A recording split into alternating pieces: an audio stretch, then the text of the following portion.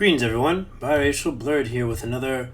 Well, this is going to be a podcast and a video, kind of two in one in a sense, and I'm trying to do both a podcast for you guys, but this vocal track will be the background for the video editing I do on the TV show from Netflix, Dear White People.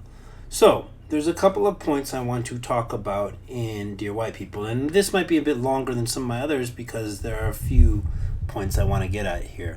The first being Nuances of Blackness, second being character development and focus, the third being human themes that are something that all ethnicities and races can relate to, and also the fourth being music and styles being clothing and sometimes camera work. And while I don't think it's as prominent thematically as the other three, it's still important. First off, Nuances of Blackness. So, Dear White People, one of my favorite things about the show is how many different types of blackness are on display here. And I'm going to go through each of the characters here and discussing that. So we have Samantha White, who represents a biracial character. We have Troy Fairbanks, who comes in from Black Legacy. We have Lionel Higgins, who represents the black gay male, but also kind of a black nerd in a sense. We have Coco, who is kind of bougie black girl in a sense in terms of her overall aura she gives off, but also her go-get-it attitude with everything. We've got Joelle Brooks, who's dark-skinned blackness and the natural hair. We've got Reggie Green, who's a more militant black man, but also a tech-savvy black man, so interesting aspects in that regard. We have Kelsey, who's a Caribbean lesbian. We have Al, who it might be a spoiler to reduce, but what I think about it, I'm just going to do spoilers. But Al is a Afro-Latino black person who's highly light-skinned. We also have Brooke, who is a type A black lady trying to get everything done. We have Rashid, who represents actual African American people of blackness, and so on and so forth. And there's just really interesting aspects and how we even have even more types of blackness after that within Christianity. And it's just really great just to see how many different types of black people are on display in this show, and that there is some relatability to find with at least one of the characters in the show. And while I think overall not too many people in a PWI, myself included, would see this many black people together like this, but you probably can relate to at least one of these characters in terms of their blackness. And I think it's so wonderful seeing this wide array and the characters that each of them represent in terms of blackness and relatability. And sometimes, and I'll talk about in my next point, in how some of these characters push past that blackness. And it's wonderful in that this stays throughout the whole show and making sure that each of these perspectives of blackness are represented. The next thing I want to talk about, which is important because it definitely shifts from season 3, is the character development and focus found within each of the characters. And the first two seasons, what they do very well is they focus on a variety of different characters and their perspectives, and each person has their own episode that kind of goes through their issues and their perspectives and their thoughts and what they have to deal with, and including even going to Gabe, Samantha's white boyfriend, and his perspective as a whole, and the greatness of second season, in which we had Joelle so much in the background in first season, where people are like, wow, this lady definitely needs her own focus episode, and she definitely gets that in second season. And it's great to see how these characters change so much from the first to the second season, whether it's Lionel and how he feels about his news editing business, whether it's Coco and her doubts in terms of where she's going, Troy kind of giving up some of his heritage and nepotism. You've got Samantha White making concessions with her biracial aspects. We've got Reggie coming to terms with something that happened in season 1 that causes him tons of depression as a whole. I mean, we've even got development from the narrator, once again featuring Giancarlo Esposito, which I love to see. And it's great to see how these characters change. And season 3 they change, but the issue I have with season 3 as a whole is, instead of having these character-focused episodes, which then coalesce into a whole at the end of season 1 and 2, is season 3 kind of does the, we'll develop everybody every episode.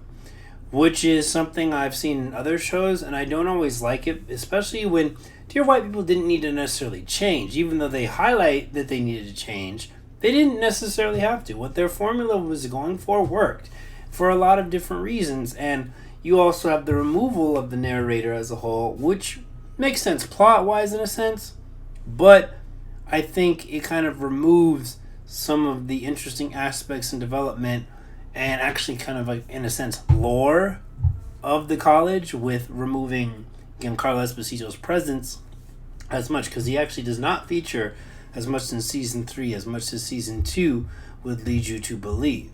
Because what works so well in season 1 and 2 is both issues kind of all merged onto a larger issue, right? Season 1, everything merged on into the fallout from the party, which is interesting how the show even starts after the movie Dear White People. And season 2, everything merges when dealing with one of the characters and all the chaos he's causing on the campus. Season 3 merges over an issue as well, but we didn't always get to see the characters get there, in a sense, and some do and some don't, and it's just not as focused and strong as it was before, as I found myself not as interested. But the character development is one of the strengths of the show, and I hope that for the next season they go back to that.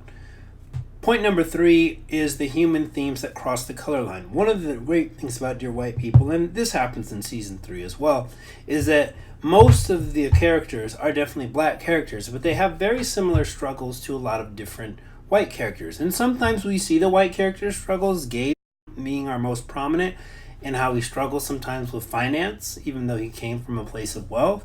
He struggles sometimes with finance. College stress happens to different people. Sexual harassment, police harassment, relationships, sexuality and identity, understanding technology, how to deal with credits, wanting good grades and representation for internships and jobs, college professor issues. There's a ton of stuff that is trying to show people as a whole that black people deal with the same struggles as well. Like, yes, there's obviously a racial struggle that is probably almost at the forefront of all of our struggles, but we also deal with struggles that everyday people, meaning white people, as the show implies, have to deal with as a whole.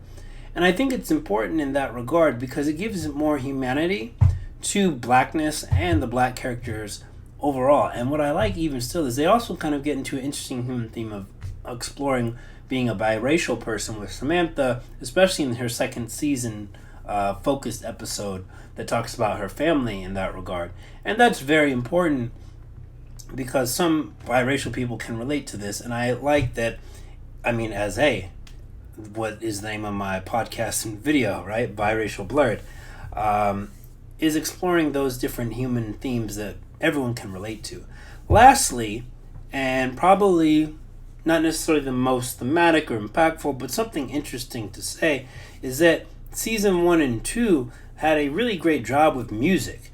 And it was in the introduction and the outro of each episode, and it kind of focused on the character and it made sense. I got a ton of new music from season 2 and 1.